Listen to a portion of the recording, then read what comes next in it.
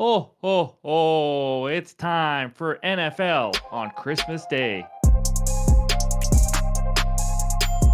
What's going on, everyone? Welcome back in to another episode for Just a Bet Outside. I am your host, Steven, and we're here to talk some Christmas Day NFL football. That's right, we got two games. Hope everyone has a great Christmas with their families this week, a safe holidays. I just want to say this is our third Christmas on the channel, and I cannot thank you guys enough. This has been one heck of a journey for me and Ryan.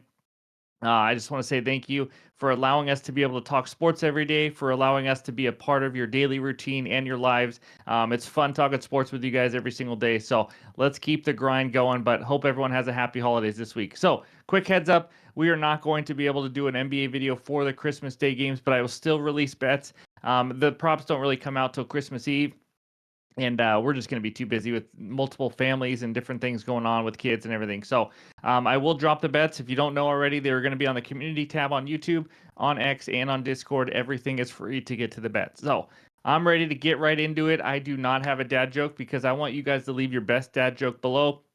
If you don't want to do that, leave a comment below with your favorite Christmas tradition, whatever it is that you guys do. I just want to hear from you guys. So I'm ready to get into it now. We got two games in this video. We're going to preview and give best bets for the Chiefs and Steelers, and then the same for the Ravens at Texans. It is the same four teams we just saw on Saturday football last weekend. They're just jumbled up playing playing different opponents. So we're going to give you those. So we got two best bets total, and then we'll go over the bets recap at the end. So hit that like button if you haven't already. Leave a comment below to help this channel continue to grow. If you're new to the channel, hit that subscribe button as we're on our way to 35,000 subscribers. You guys seriously are incredible. Thank you again. But I'm ready to talk some football. Let's get into it. And it starts with the Chiefs at the Steelers.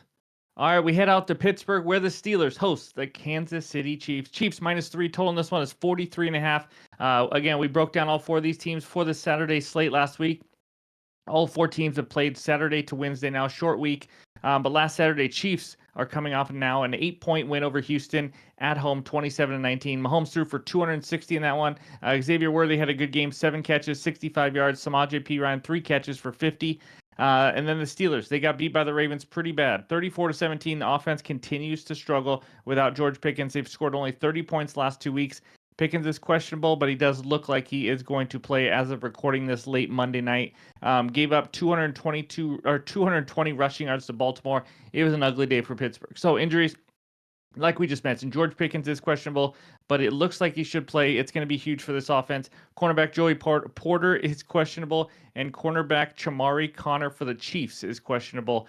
Some quick numbers: Tomlin 95-45 straight up at home. The under is 27-18 in Steelers games that they've played against teams with 75% or higher winning percentage. How about that trend? Does that help? I have no idea.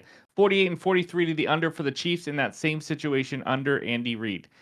That's what I got. You guys know about these teams. We just saw them play. Let's get into the best bets. A half unit. I'm going to have a full unit play on the second game, but this half unit play, we just talked about him. Give me Xavier Worthy over 51.5 rush plus receiving yards, -115 on Bet365 for that half unit. So he had a minor injury last week. He looks good to go. Came back in the game. I'm not really worried about it. If you don't know about this guy, he is lightning fast. I mean, we're talking the fastest 40 time in combine history.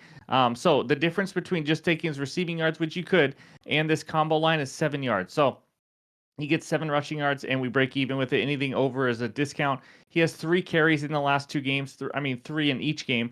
Went for 10 and 30 yards. So he has the potential to make it to where he does not need to get a lot of receiving yards. He's taken on a much bigger role in the last 6 weeks. If you haven't watched Chiefs games, 4+ catches in all 6 games, 5+ catches in 4 of the last 6.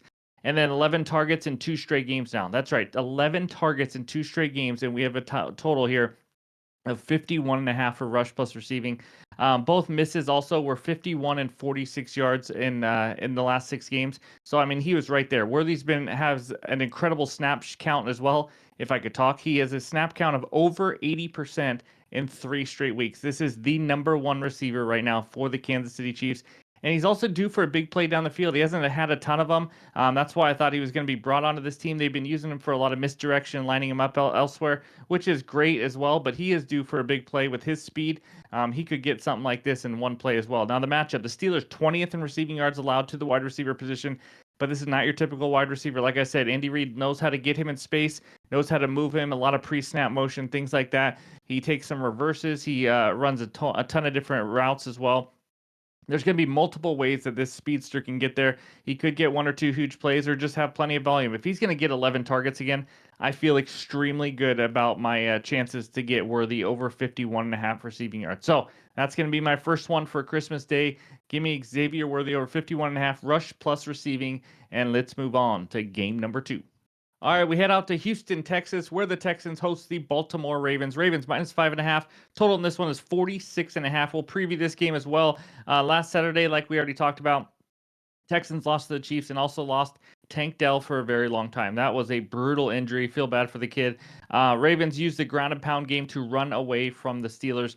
Notable injuries in this one, other than the Tank Dell for them, it's not that much for the Texans. The Ravens, Zay Flowers questionable, Justice Hill questionable, 2 offensive linemen, Linderbaum and Falele are both questionable as well. So something to keep an eye on. That's what we have right now as of Monday of recording this.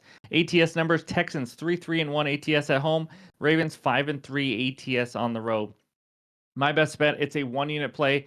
I apologize in advance. It is a little juicy. I don't like to go this juicy, but it's probably the max. Give me Lamar Jackson over 1.5 passing touchdowns at minus 140 on FanDuel for 1 unit.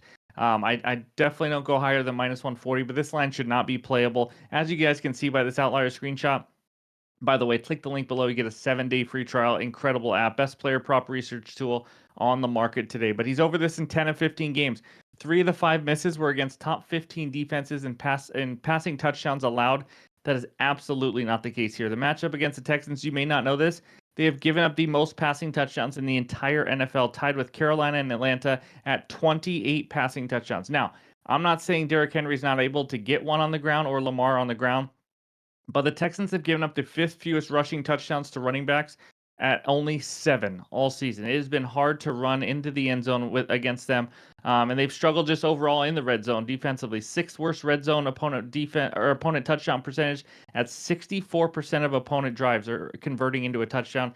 It has not been pretty for them. Lamar Jackson started off the season going under this, throwing only 1 touchdown in the first 3 games of the season. Now he has gone over in 10 of the last 12. His passing attempts line set right around 30 at 29.5. He's averaging 4 red zone pass attempts per game this year, and we know he's capable of getting out of the pocket and making some big plays. They do not have to be in the red zone, obviously, for him to score or to throw a touchdown. He has 10 red zone pass attempts in the last 3 weeks.